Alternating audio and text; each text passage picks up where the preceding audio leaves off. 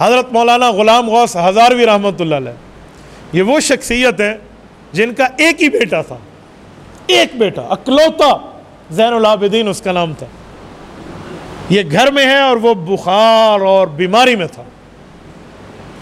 قادیانیوں کا ایک مولوی تھا اللہ دتا، وہ آیا اور ایک دور دراز علاقے میں جا کر لوگوں کا آیتوں اور حدیثوں سے ثابت ہے حضور آخری نبی نہیں ہے، حضور کے بعد نعوذ باللہ نبوت جاری ہے، اور لوگوں کے ایمان کو خراب کر رہا تھا۔ اور جس علاقے میں گیا تھا وہاں کوئی مسلمانوں کا بڑا عالم نہیں تھا، تو کہا لاؤ کسی کو لاتے ہو، تو لوگ وہاں یہ گمان ہونے لگا کہ کہیں پوری علاقہ مرزا ہی نہ ہو جائے۔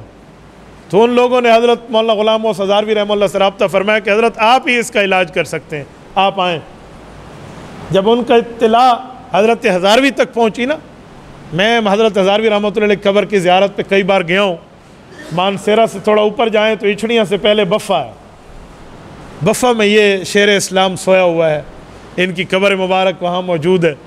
یہ اکیلے تھے گھر میں، اکیلا بیٹا، اکلوتا بیٹا، وہ سسکیاں لے کر تڑپ رہا ہے۔ گھر والی کو کہا جان کا تحفظ کرو یا رسول اللہ کی طرف سے دیے ہوئے ایمان کا تحفظ کرو؟ کہا بیٹا ہے یہ اپنی جگہ، لیکن ایمان بندے کو ایک بار ملتا ہے۔ تو کہا مجھے ایمان صرف اپنی حفاظت نہیں کرنی، حضور پاک کی ختم نبوت کے تاج کی حفاظت کرنی ہے۔ کہا میں نے سر پہ پگڑی عالم باندھنے والی اس لیے باندھی ہے کہ میں حضور پاک علیہ الصلوۃ والسلام کی جانشینی کا حق ادا کروں۔ اس بچے کو ڈاکٹر سے دوائی علاج کرا لینا، میں جا رہا ہوں۔ اپنی چادر کاندھے پہ رکھی اور پہنچ گئے لاری اڈے پر۔ اپنی سواری نہیں تھی، بس پر بیٹھ کر جانا تھا۔ تو وہاں جب پہنچے نا، بس ایک ہی تھی کہ فلاں ٹائم جائے گی، تو حضرت بیٹھ گئے، بس چلنے لگی ہے۔ تو گھر سے ایک بندہ بھاگتے ہوئے آیا کہ زین العابدین فوت ہو گیا، آپ کا بیٹا فوت ہو گیا۔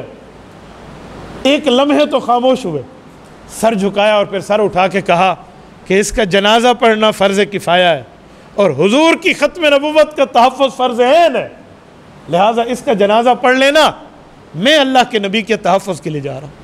نہیں گیا جنازے میں۔ یہ غلام غوث ہزاروی رحمہ اللہ، یہ بھی اسمبلی میں اس وقت موجود تھے جب قادیانیوں سے بات ہو رہی تھی۔ تو انہوں نے ایک کام کیا تھا، 100 سنار کی 1 لوہار کی۔ کیا کام کیا اس بندے نے؟ انہوں نے راتیں لگائی، دن لگائے، اپنی محنت لگائی، پیسہ لگایا، وقت لگایا، اور قادیانیوں کی کتابوں سے گالیاں تلاش کی کہ مرزا نے کہاں کہاں گالیاں دی ہیں۔ تو ایک دستاویز بن گئی۔ تو پھر سوچا کہ اتنی بڑی گالیاں اس کی کیسے پیش کروں گا، آؤ ایک ترتیب لگاتے ہیں۔ ان نے ترتیب لگائی حروف تہجی کی، الف با تا فا جیم ہا خا یا تک، ایک ایک جگہ لکھا کہ الف سے کتنی گالیاں دی ہیں، با سے کتنی گالیاں دی ہیں مرزے نے، تا ایک ایک لفظ سے پوری محضر نامہ بنایا اور اس لسٹ کو لکھا۔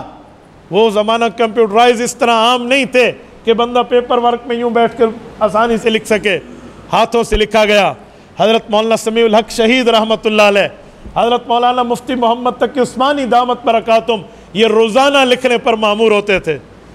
محضر نامہ بنا اور مولانا غلام غوث ہزاروی رحمہ اللہ اسمبلی میں پہنچ کر تمام مسلمان ایم این اے کی موجودگی میں ان قادیانیوں کا جو اسلام کا دعویٰ ہو رہا تھا، یہ پگڑیاں جبے کبے پہن کر بیٹھے تھے، کلمے کی پٹیاں اپنے ماتھے پر سجائے ہوئے تھے اور اللہ اللہ اور درود پاک پڑھ رہے تھے۔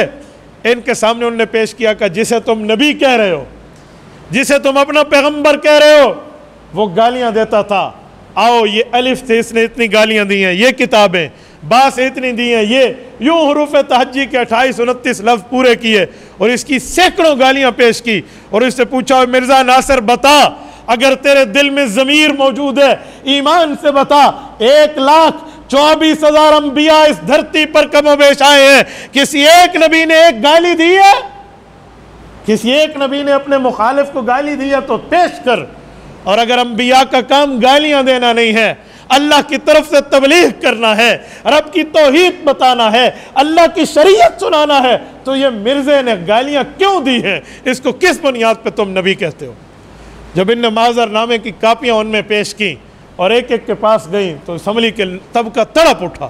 انہوں نے کہا اللہ اکبر، اے دھوکے باز، تو اپنے سر پر سفید پگڑی سجا کے آیا۔ مرزا ناصر کو کہا اے اپنے ماتھے پہ اللہ کے نبی کا کلمہ سجا کے آیا۔